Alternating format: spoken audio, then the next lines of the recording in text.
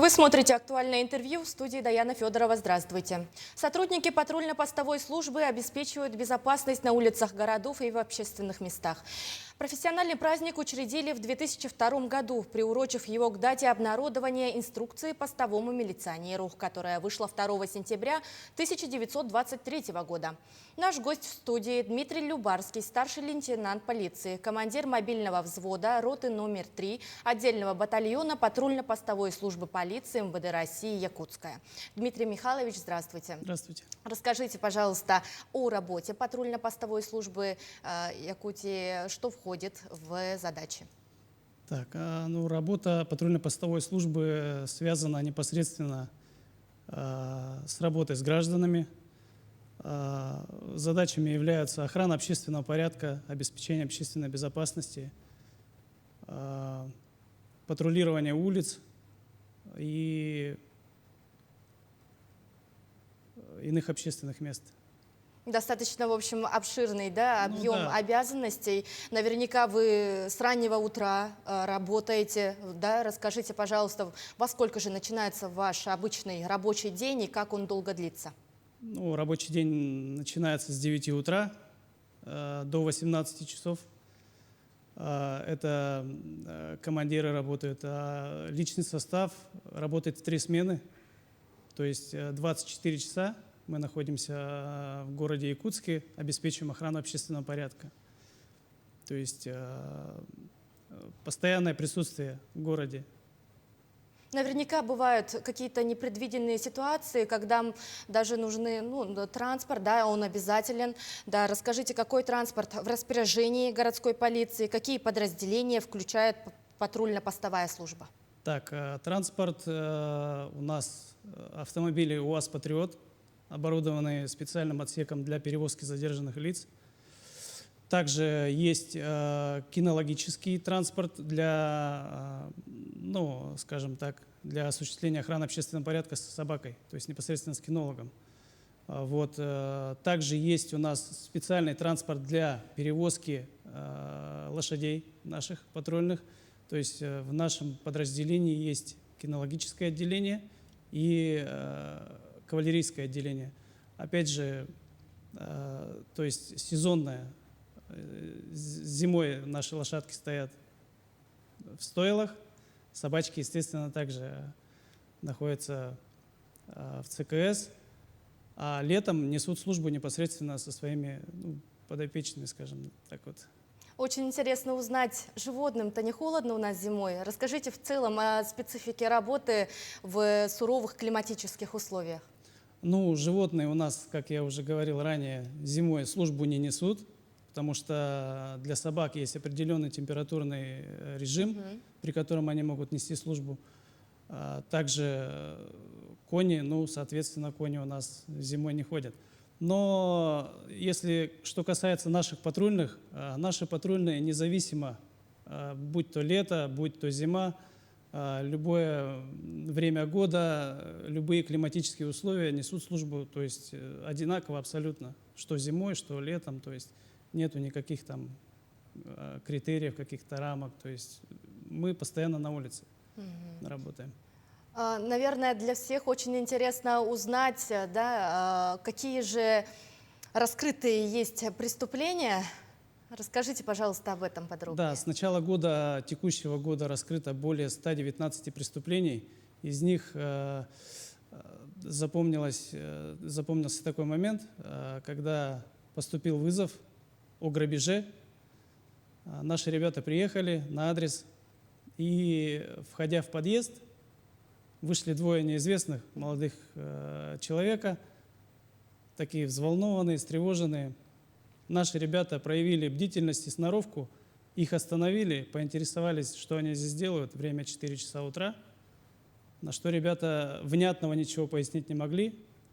Далее, пройдя в подъезд, стоял уже вызывавший гражданин, который обратился и пояснил, что данные граждане сходили в ломбард, то есть отобрали у него мобильный телефон, сходили в ломбард, пытались его сбыть. Но так как не смогли разблокировать, они вернулись обратно на место совершения преступления, чтобы узнать пароль от телефона, чтобы его все-таки осуществить свое преступное деяние. но были задержаны нашими гражданами, нашими коллегами, вот, и изобличены. То есть вот более такой яркий пример, когда телефонный звонок, сообщение от гражданина поступил своевременно, и своевременно наши патрули отработали. То есть, грубо говоря, раскрыли по горячим следам преступления. Действительно, сотрудники патрульно-постовой службы, они всегда на страже порядка. Расскажите, пожалуйста, может быть, есть опасные ситуации? Да, более такая опасная ситуация из моей карьеры. Помню, мы приехали на вызов с напарником, обычный семейный скандал. Дом 16-этажный, все происходило на 10-м этаже. Девушка, будучи в состоянии опьянения, ругалась со своей мамой. То есть ничего не предвещало беды, скажем так. В момент общения, отбирания объяснения у гражданки, вызывавшей, эта девушка толкнула моего напарника и направилась в сторону балкона. А балконы не остеклены, то есть вот наполовину тела, скажем так, решетка.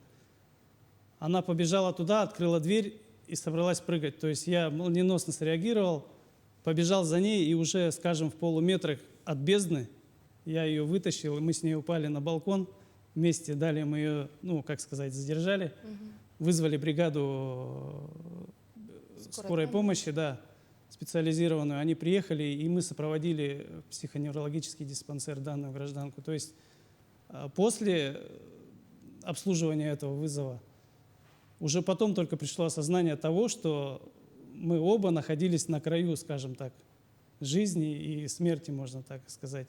Ну вот, благодаря, не знаю, какой-то реакции, может быть, я предотвратил, скажем так, более печальные последствия. Вот этот вот вызов остался в моей памяти как, не знаю, более такой запоминающийся и яркий. Скажите, пожалуйста, как часто происходит задержание по горячим следам? Все зависит от того, насколько своевременно поступит сообщение о преступлении. Если сообщение поступает спустя час-два, соответственно, по горячим следам очень тяжело раскрыть, потому что правонарушитель, преступник, он уже, соответственно, он не будет нас ожидать на месте совершения преступления. Он пытается скрыться. Если же звонок поступает в течение 5 минут, наши патрули все активизируются, передается информация по эфиру, и все принимают меры к задержанию. И, как правило, задерживают данных граждан, данных лиц. То есть все зависит от своевременности сообщения. Дмитрий Михайлович, скажите, пожалуйста, как можно устроиться на службу в ППС? Какие критерии отбора кандидатов? Так, устроиться можно к нам на службу, придя в отдел кадров по адресу Якутская, 2, где непосредственно с командиром батальона будет проведена, скажем так, беседа, да? После чего, если кандидата устраивает, он направляется на военно-врачебную комиссию, на свидетельствование. То есть он проходит комиссию, по результатам комиссии он подходит, сдает физическую подготовку обязательно и назначается стажером уже. Да. А как проходит адаптация новых сотрудников? Адаптация. Новые сотрудники, которые прибывают в наше подразделение, к ним непосредственно закрепляется наставник. Есть у нас институт наставничества, то есть наставник ведет своего стажера, скажем так, до момента закрытия и еще 2 года ведет его, то есть его деятельность. Помогает ему.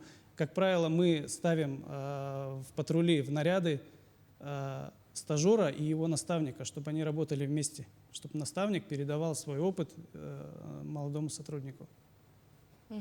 Услышав ваш рассказ о том, как вы спасли жизнь, да, можно так сказать, мне лично самой захотелось трудоустроиться. Скажите, пожалуйста, как проходит трудоустройство женщины и адаптация? Трудоустройство женщин проходит точно так же, скажем так, все то же самое. Девушки у нас также несут службу, то есть ничем не отличается абсолютно. То есть молодой человек, девушка, то есть как бы все, скажем так, в установленном порядке. Стандартно. Стандартно, да. Да, и что бы вы хотели пожелать своим коллегам? Ну вот буквально 2 дня назад мы отмечали День образования патрульно-постовой службы в системе МВД. Что хотелось бы пожелать? Пожелать хотелось бы крепкого здоровья, самое главное, крепкого здоровья, выдержки, мужества, крепкого тыла, надежного, чтобы дома всегда поддерживали, не знаю, достижений, там, карьерного роста обязательно и смелости, наверное. Я вас поздравляю с вашим профессиональным праздником и благодарю вас за то, что вы были гостем в нашей студии. Спасибо за уделенное время. Спасибо вам. Вы смотрели актуальное интервью. До встречи.